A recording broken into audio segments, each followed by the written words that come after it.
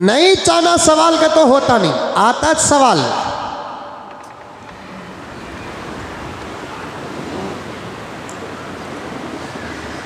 और जितने शकूक और शुबहात जहनों में पैदा होते हैं, समझो कि आपका ईमान अल्लाह के नज़दीक उतना ज़्यादा मकबूल है। क्योंकि चोर वहाँ ही चुराने की कोशिश करता है जहाँ कोई दौलत हो। जहाँ दौलत नहीं तो वहाँ चोरों के डाके नहीं पड़ते। जिसके पास ईमान होता है उसी के पीछे शैतान होता है। जिसके पास ईमान होता है उसी के पीछे शैतान होता है। सवालात आएंगे और सवालात अगर आते हैं और आपको डर महसूस होता है, समझो कि अल्लाह आपकी हिफाजत का इंतज़ाम कर रहे हैं।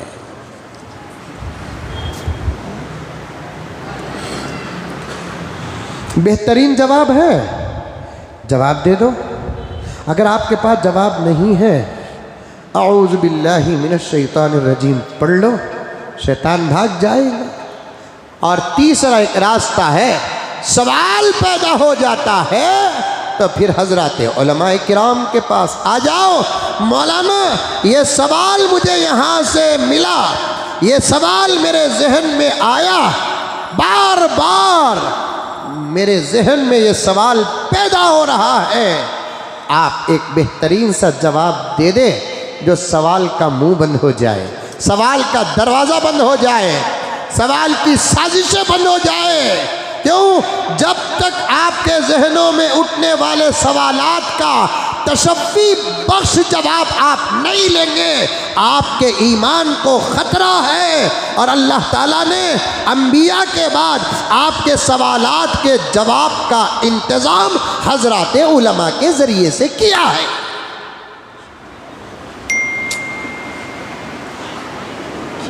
क्योंकि सवालात सिर्फ आमाल को गारत नहीं करते। पॉइंट सुनो, मैं अपने मकसद की तरफ अल्हम्दुलिल्लाह आ रहा हूँ। आज के उन्वान की तरफ मैं आ रहा हूँ। फ़लस्तीन के उन्वान का दामन थाम कर, इसराइली जारहियत का दामन थाम कर, इसराइली जुल्म का उन्वान थाम कर मैं अपने मंजिल और मकसूद की तरफ आ रहा हूँ कि सवालात जिसके जवाबात आपको तशफ़ी बख्श नहीं मिलेंगे तो फिर आपके आमाल को खतरा नहीं, आपके ईमान को खतरा है। और मैं बारहा कहता हूँ,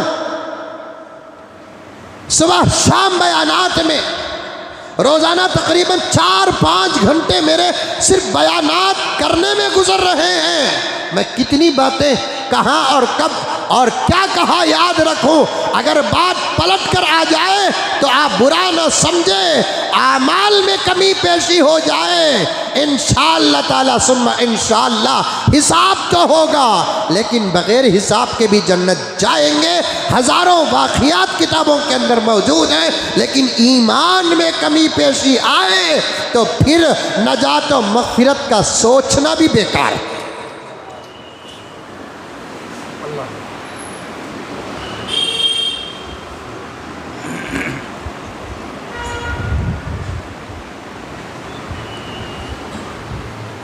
ईमान की हिफाजत करो, ईमान की। इससे बड़ी दौलत नहीं है।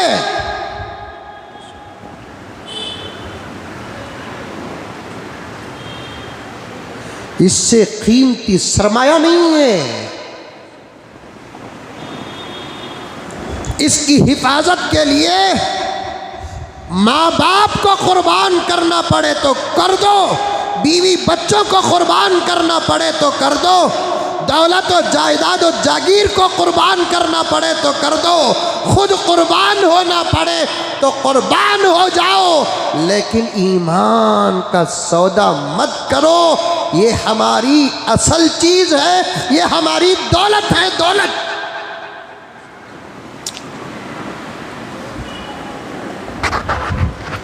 अल्लाह ने इसके नतीजे को छुपा कर रखा है।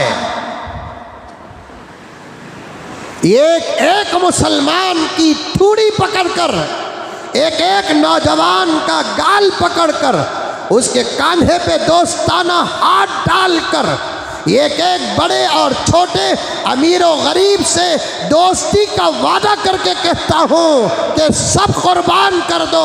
यहाँ तक के सियासी लोगों तक इस बात को पहुँचाना चाहता हूँ कि एक कुर्सी जिसकी पायेदारी की कोई गारंटी नहीं है, कभी भी उसके पैर टूट और गिर सकते हैं।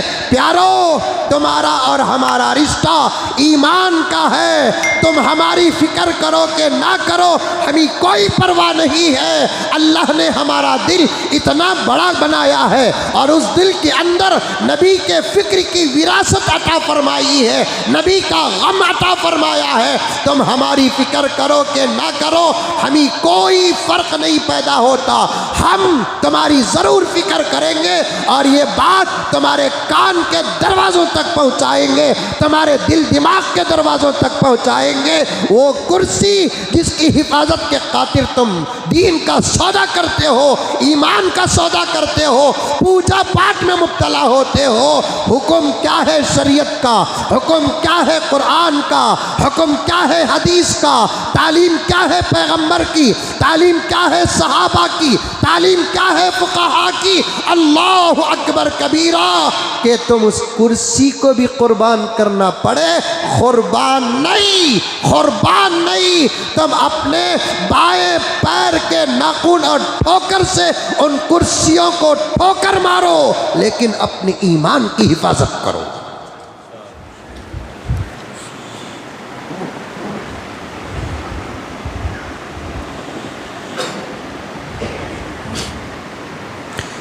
क्यों? ईमान हमारा सरमाया है। अल्लाह ने इसके राज को छुपा कर रखा है, लेकिन कुरान में इशारा दिया है तुम्हारी आखिरत का दारो मदार ईमान पर है, ईमान पर।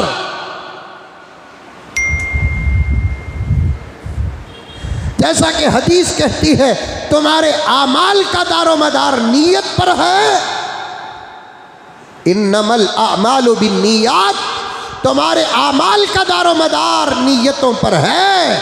वैसे ही तुम्हारी आखिरत और तुम्हारी जन्नत और तुम्हारे दरजात, तुम्हारी नजात, तुम्हारी मग़फ़िरत, तुम्हारी माफ़ी का दारो मदार ईमान पर है, ईमान पर।